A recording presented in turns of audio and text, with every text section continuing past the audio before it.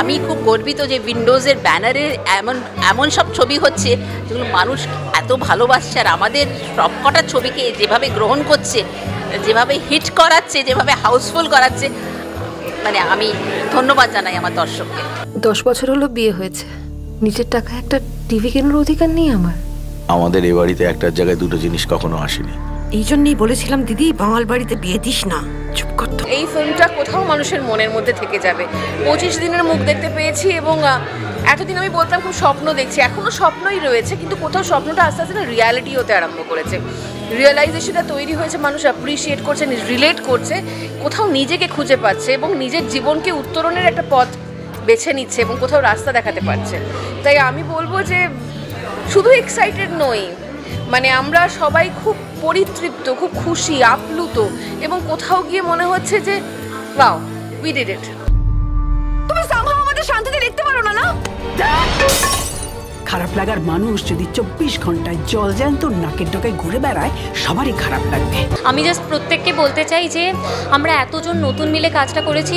শিবুদা এবং নন্দিতাদি অনেক ভরসা করে ছবিটা আমাকে দিয়েছিলেন, এবং এটার জন্য আমি সমস্ত দর্শকদের কাছে কৃতজ্ঞ যে আজকে এই ছবিটা সাকসেস পাওয়া মানে কিন্তু অনেক নতুন মানুষের উপর ভরসার জায়গাটাও বাড়া, এবং ভালো কন্টেন্টের, ভালো বাংলা ছবি হওয়ার সম্ভাবনাটাও বাড়া।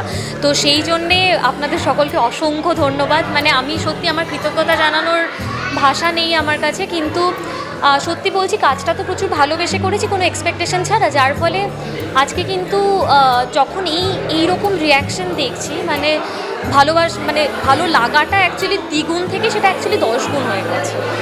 আমাদের মেয়েদের প্রতিটা গল্প সত্যি করতে লড়াইটা এক ধাপ এগিয়ে লড়তে হয়। কেন জানেন?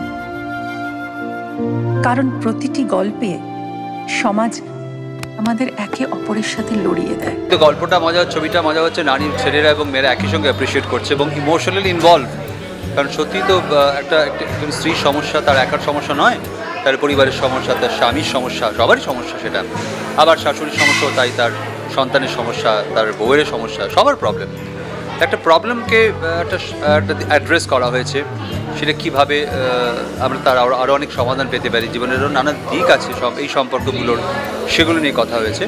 তো সব মিলিয়ে পরিচালকের প্রথম কাজ লিখেছেন, তারও অলমোস্ট প্রথম কাজ, সব মিলিয়ে ওদের জন্য খুব আনন্দ হচ্ছে, সবাই ভালো অভিনয় করেছে। I am very happy. কবে আসবে পাশে, কবে বাসবে ভালো। ভীষণ ভীষণ ভালো লাগছে, মানে একদম তো ভাবিনি এতদিন চলবে এবং এইভাবে চলবে। মানুষের এত স্বতঃস্ফূর্ত ভালোবাসা, এত অ্যাপ্রিসিয়েশন পাওয়া যাবে ছবিটার জন্য। তখন একটা দৃষ্টিভঙ্গি দিয়ে দেখতাম, একটা নতুন ছবি রিলিজ হচ্ছে, অনেক দিন পরে একটা ভীষণ বিরাট একটা রোল করেছি, আমরা সবাই অন্যভাবে দেখেছি। কিন্তু এখন মানুষের এত মানে মন্তব্য পেয়েছি এবং প্রত্যেককে বলেছে এটা হয় একটা আমার বাড়ির গল্প, হয় আমার মায়ের গল্প, আমার মেয়ের গল্প, এগুলো শুনেছি এবং এত সিরিয়াসলি নিয়েছে। অনেকে এমনও এসে বলেছে আমার কাছে যে আমি আমার জীবন আমি বদলে দেবো, একদম আমার বৌমাকে আমি সব কিছু দেবো, আমি আমার জীবনে যেটা পাইনি আমি কিছুতেই ওর জীবনে হতে দেবো না, মানে এত সিরিয়াসলি নিয়েছে। সেখানে আমি একদম নতুনভাবে, নতুন চোখে আমার এই ছবিটা দেখছি।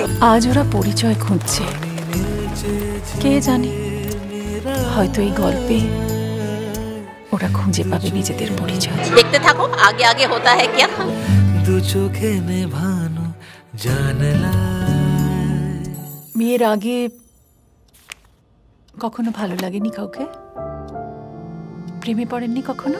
এ দেখো চুলগুলো সব পেকে গেছে না? এই বুড়ো বয়সে কেউটে বার না করলেই নয়, তাই তো? শুনি না।